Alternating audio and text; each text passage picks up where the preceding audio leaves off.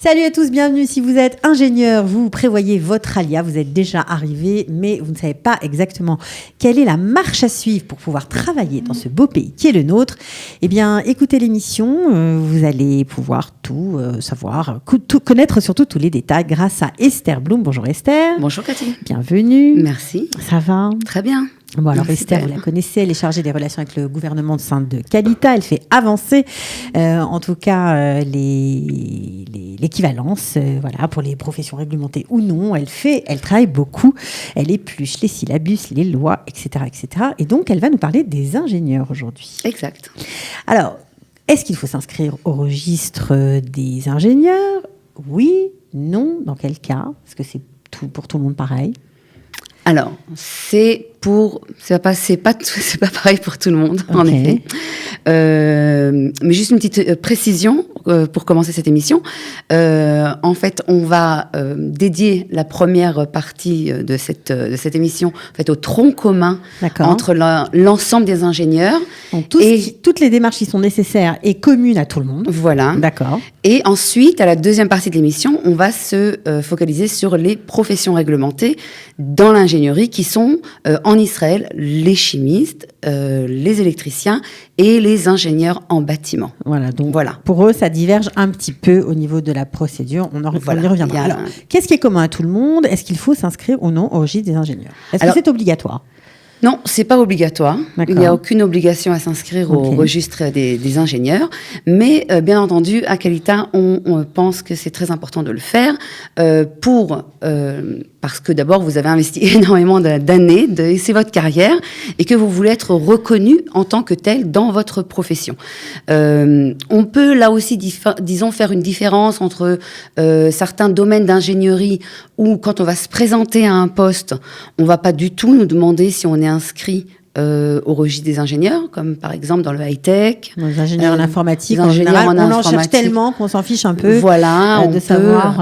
Voilà. Mais par contre, dans certains autres domaines, par exemple l'aéronautique, qui n'est pas une profession réglementée, mais tout de même, si on est inscrit au registre des ingénieurs, c'est quand même préférable d'avoir un numéro au registre des ingénieurs en Israël pour pouvoir présenter sa candidature. C'est plus sérieux ou ça permet de répondre, par exemple, à des appels d'offres ? Ça permet de répondre aux appels d'offres. Donc c'est important. Dans tout ce qui est en tout cas public ou semi-public, dans tout ce qui est dans l'ensemble du marché qui est pas dans le privé, en fait, c'est pas toujours nécessaire. On peut toujours montrer en fait présenter ses diplômes originaux, ça arrive.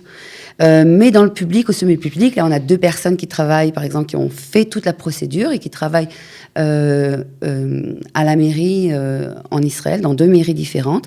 Et elles ont dû avoir cette inscription pour pouvoir continuer au registre des ingénieurs pour être embauchés et continuer à travailler à la mairie. Ok. Alors, le conseil de Qualita, on imagine que oui, c'est de s'inscrire, évidemment. Bien sûr. Alors, quelle est la procédure ? Question suivante, ça va avec ? Oui. Alors, la procédure, en fait, déjà, il va falloir monter un dossier. D'accord ? Donc, c'est toujours... et là... on parle de monter le dossier, on peut le faire avant d'arriver en Israël, c'est aussi possible. C'est un dossier qui doit être déposé où et pour qui ? Alors, il est déposé au ministère du Travail, Misrad HaAvoda. D'accord. Et donc, on peut le présenter avant la Alia. Aujourd'hui, il y a une plateforme qui existe, qui permet en fait de déposer son dossier avant la Alia, de faire une vérification, de vérifier aussi que tous les documents requis sont bien à l'intérieur du dossier. Sont en ordre, qui manquent rien. Et on peut avoir en fait une autorisation de principe. D'accord, ce qu'on appelle. Maintenant, donc, les documents à réunir, c'est donc le diplôme original, d'accord, le diplôme lui-même, les relevés de notes. Donc, en général, on parle de 5 années d'études. Donc ça prend du temps. Ça prend du réunir, temps, évidemment. Voilà, pour les plus jeunes qui viennent de terminer leurs études, c'est plus facile. Pour ceux qui sont déjà derrière une grande carrière, ils ont des difficultés à le retrouver. Donc, tournez-vous vers les universités, vers les grandes écoles où vous avez étudié.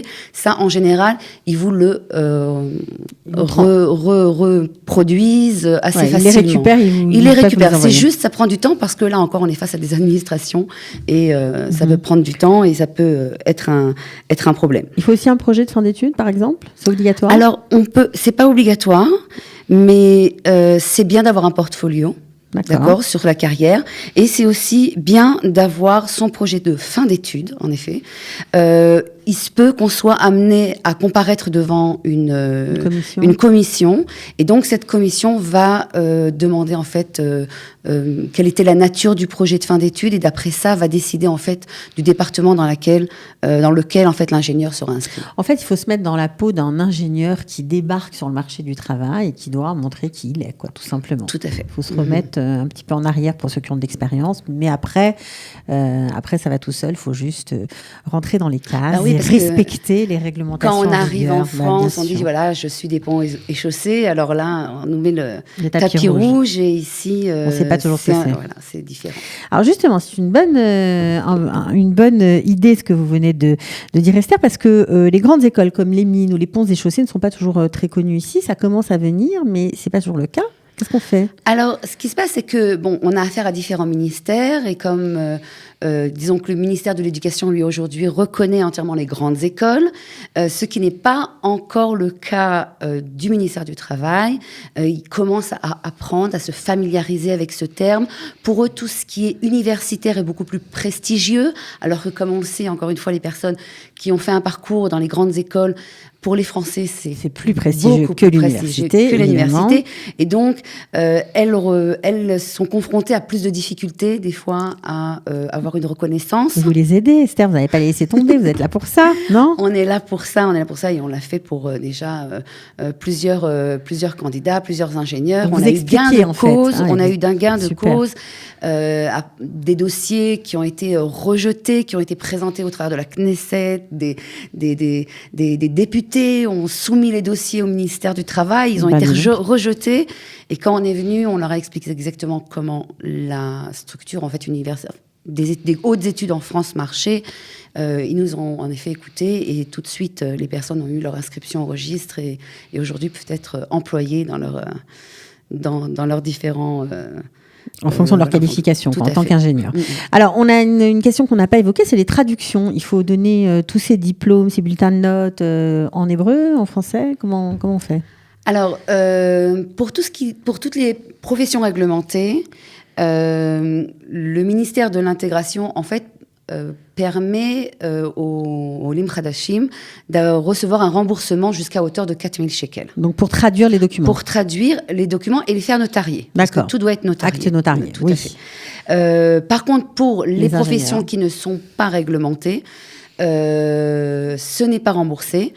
Et donc dans ce cas-là, on a la possibilité de déposer donc en fait tout un dossier en français qui sera ou en anglais parce qu'aujourd'hui les grandes écoles donnent aussi des dossiers en anglais très et donc bien. ça c'est plus facile pour eux et donc le ministère se charge de la traduction seulement prenant en considération que ça peut vraiment s'étaler après sur des mois. Il vaut mieux peut-être dépenser un peu d'argent, même si c'est une somme un peu... C'est pas mal, hein, parce que ça peut aller chercher loin, toutes ces notes à traduire et ces diplômes, etc. Mais ce sera sûrement un gain de temps pour vous. Alors, vous avez parlé tout à l'heure d'une commission devant lesquelles les ingénieurs, après tout ça, après avoir déposé ce dossier, etc., peuvent être appelés avant d'être inscrits sur le registre. Qu'est-ce qu'ils doivent faire devant cette commission ? Ils doivent répondre tout simplement à des questions. Ok. Et il va y avoir donc un juré et les personnes vont lui poser des questions justement par rapport aux détails de certaines professions. Étant donné qu'ils ne connaissent pas tous les diplômes de façon internationale. De tous les ingénieurs, évidemment. De tous les ingénieurs à travers tout le monde. Ils vont lui poser des questions par rapport... En fait, en France, les diplômes d'ingénieurs sont assez souvent généraux.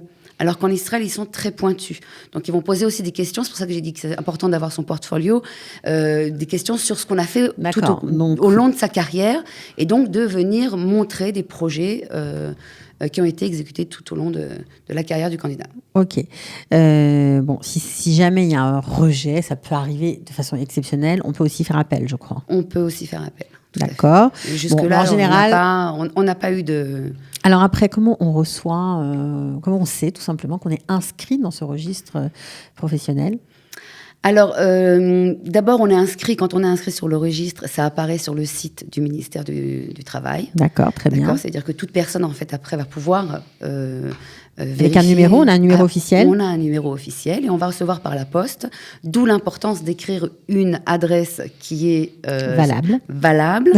Et si on est entre deux adresses, donner vraiment l'adresse d'une personne de confiance qui va pouvoir récupérer ce fameux papier. Ce fameux Richum, voilà, Teudat Richum. D'accord. Donc, on reçoit par la poste une inscription officielle avec un numéro. Très bien. Et c'est en fait cette Teuda, ce diplôme qui va nous permettre de dire, voilà, je suis bien inscrit au registre des ingénieurs en Israël. Et avec le numéro, en général, les ingénieurs mettent le numéro sur leur CV.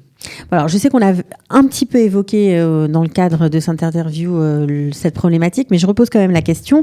Si on a, par exemple, un diplôme d'ingénieur avec une spécialisation qui n'existe pas en Israël, par exemple, un ingénieur électrique spécialisé dans l'environnement, qu'est-ce qu'on fait ?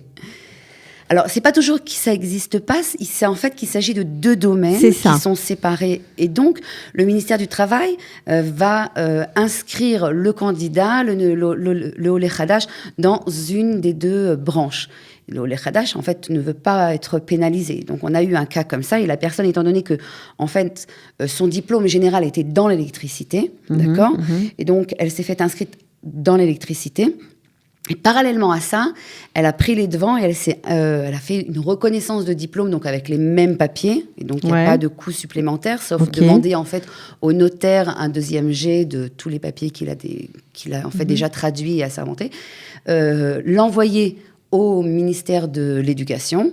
Et là, le ministère de l'Éducation va en fait délivrer un Toar Sheni, d'accord, donc un Master 2, dans le domaine. Lui, il rentre pas dans ces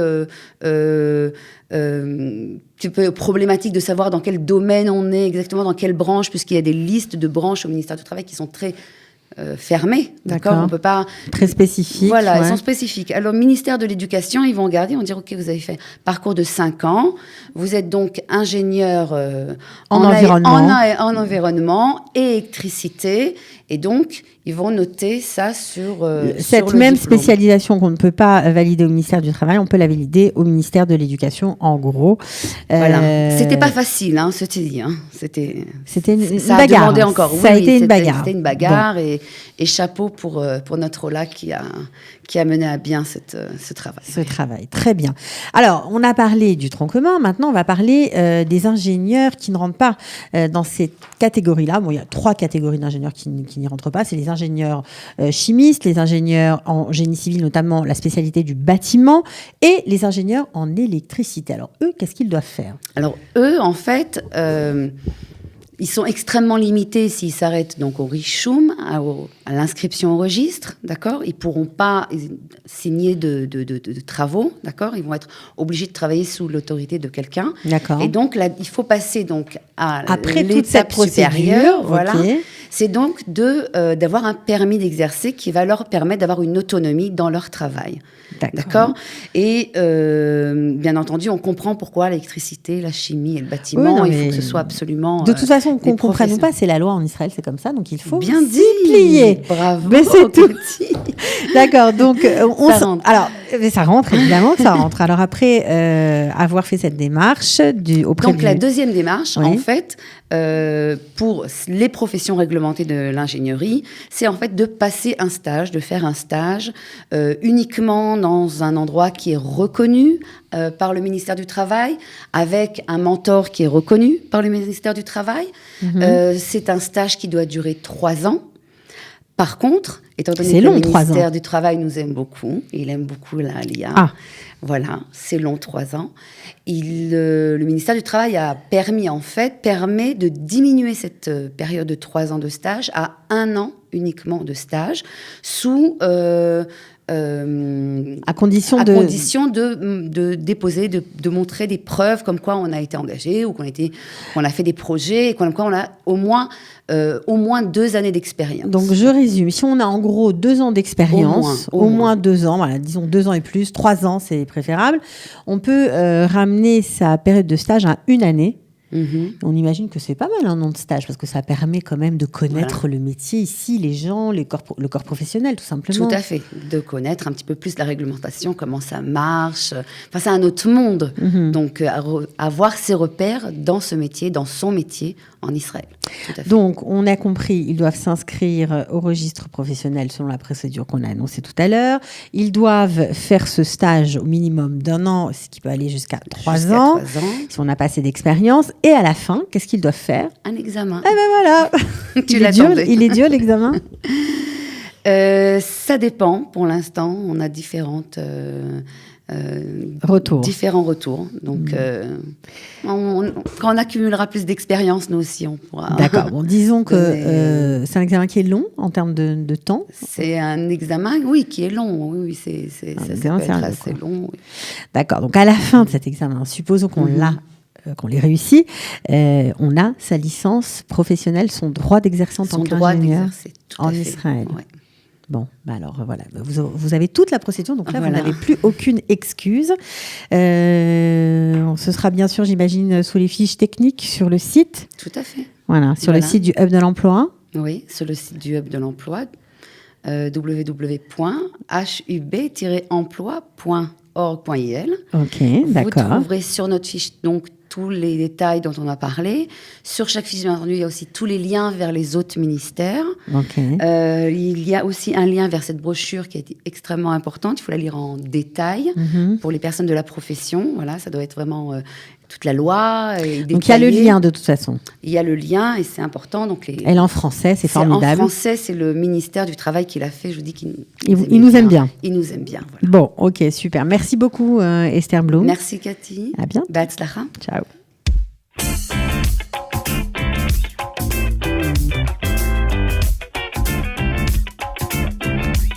Les professions réglementées, les équivalences, les nouveautés qui vous concernent, on vous dit tout dans les dossiers Qualita.